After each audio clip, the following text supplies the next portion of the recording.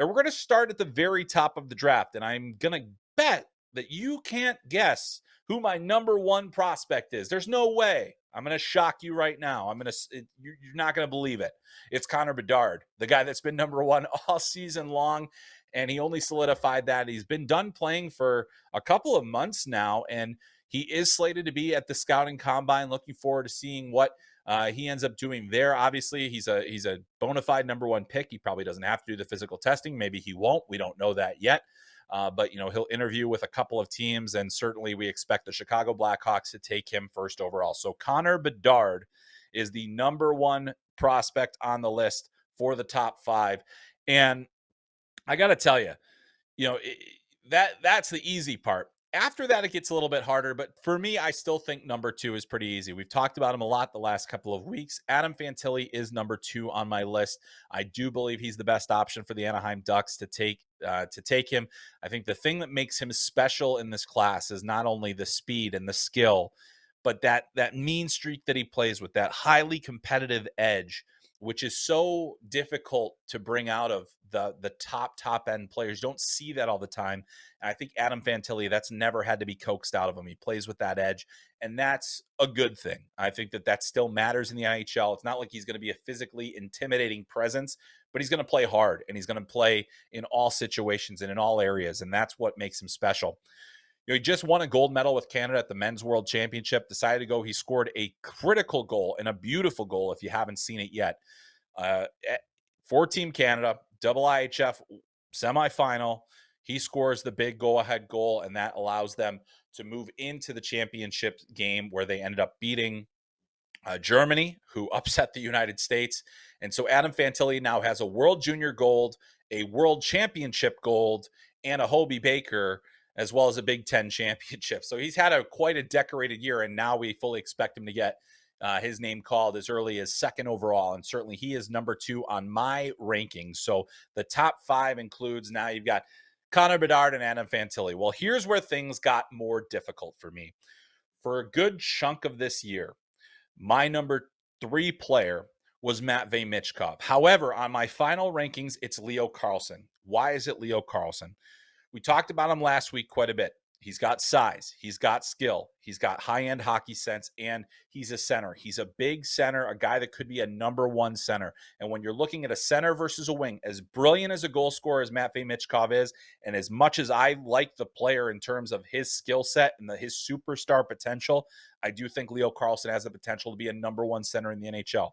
Played for Sweden at the Men's World Championship at the center position. And to see him do that with Lucas Raymond, played with Jonathan Berggren, he played with Alex Nylander, he made those guys better. They made him better. They all complemented each other. He showed his maturity. He showed his decision-making.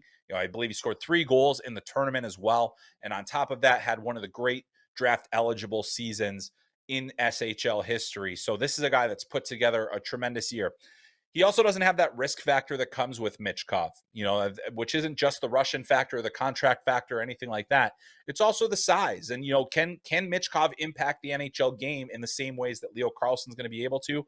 Ultimately, I made the decision that I thought at the center position, if that is Leo Carlsson's long-term game, I think he has the hockey sense, the offensive capability, the size, all those different things that put together to make him a better option in that position. So I think that is a great place for Leo Carlsson to be. And number 4, it's Matvei Michkov. I do think that the gap between 4 and 5 is a little bit bigger, but not that big, not as big as it used to be, because I do have Will Smith at 5, who I'll talk about in just a second. But we've spent a lot of time on Michkov throughout this year. The things I want to make clear, when I make this list, I'm not making it with the idea of what are the risk factors that Michkov isn't going to sign. I don't think that that's necessarily a risk factor at all. Obviously, the geopolitical situation in Russia, that does create a risk factor. The fact that he's under contract for 3 more seasons does not bother me, because in the end, you're only losing 1 year, really. I mean, this is not a player that was going to be NHL ready next year. He might not be NHL ready the year after that. You're getting 3 free years of development for Matvei Michkov. That is why I think you're really only losing 1 year of what we would expect his potential NHL impact to be. Now, the other thing with him is I do think there's still a significant risk factor. He's not a big player. He's not an amazing skater. He's fine. but I do think that his hockey intelligence is among the best in this class. I think that his offensive awareness is among the best in this class. I think Connor Bedard and he are very neck and neck in terms of those kind of discussions. Tremendous shot, tremendous creativity, good hands, all those different things. That's what makes me believe that Matvei Michkov could be a superstar player. And it's easy for me to put him at 4. It's a lot harder for an NHL team that's picking at 4, 5, 6, 7 to say, we're willing to take on that risk. So I do want to recognize that. But Matvei Michkov, number 3 prospect for me, or number 4 prospect for me, rather, right after Leo Carlsson. And that moves us into number 5.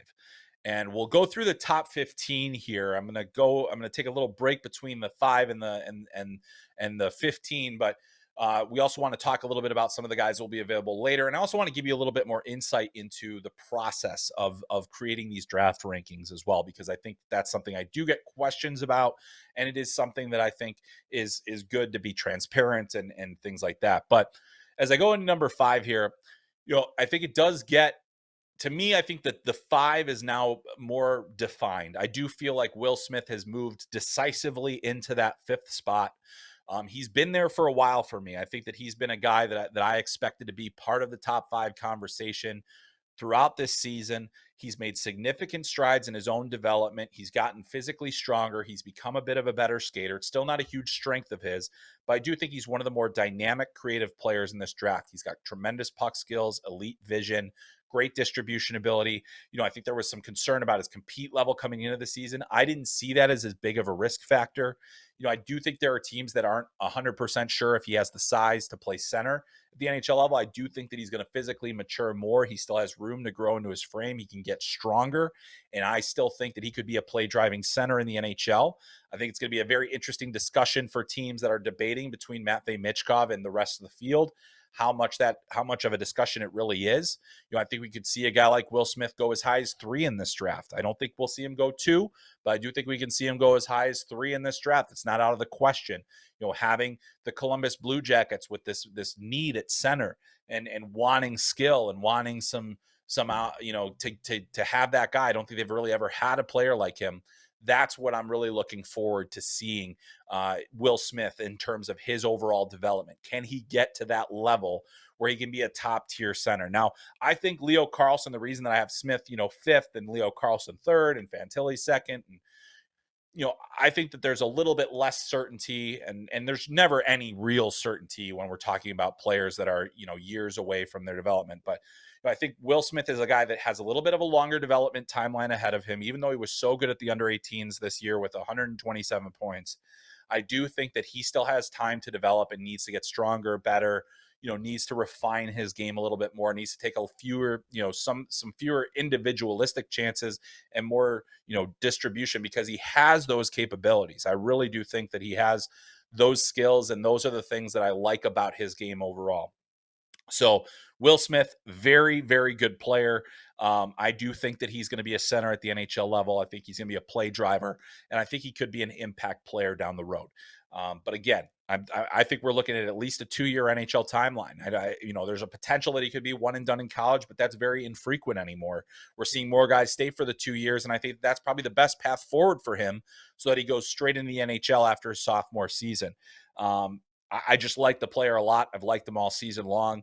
You can check out our features on Will Smith. We have multiple pieces on Will Smith on FloHockey.tv, including a video just that really explains, how he approaches the game, the things that matter to him, what his teammates think of him. And, I think he's certainly proven it this year that he's among the top tier players. But that's the top 5. You got Connor Bedard, Adam Fantilli, Leo Carlsson, Matvei Michkov, and Will Smith. And that is the top 5 of FloHockey's first ever NHL Draft Rankings and the final draft rankings heading into the draft. And it's been my pleasure to create that, put that through.